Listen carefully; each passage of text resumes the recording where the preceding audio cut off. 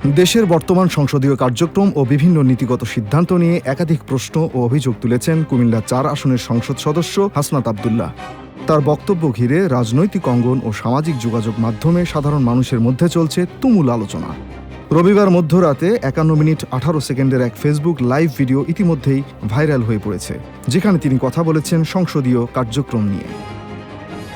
লাইভে তিনি দাবি করেন, অন্তর্বর্তীকালীন সরকারের গঠিত পুলিশ সংস্কার কমিশন বর্তমান সরকার কোনো আলোচনা ছাড়াই বাতিল করেছে। তার মতে এর ফলে পুলিশকে রাজনৈতিকভাবে ব্যবহারের সুযোগ তৈরি হতে পারে। এছাড়া তিনি অভিযোগ করেন, আগে স্বাধীনভাবে কাজ করা মানবাধিকার কমিশনকে এখন স্বরাষ্ট্র মন্ত্রণালয়ের অধীনে নিয়ে আসা হয়েছে। ফলে রাষ্ট্রীয় বাহিনীর বিরুদ্ধে অভিযোগ তদন্তের স্বাধীনতা বাধাগ্রস্ত হতে পারে বলেও তিনি আশঙ্কা প্রকাশ করেন।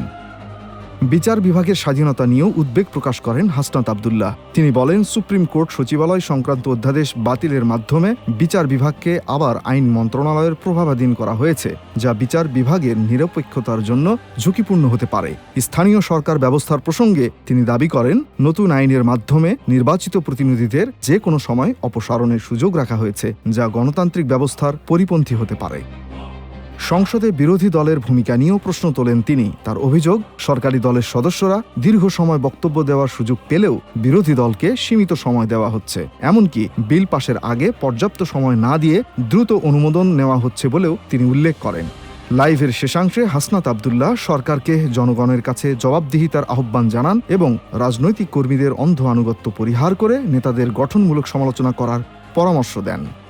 আরিফিন আল ইমরান, RTNN।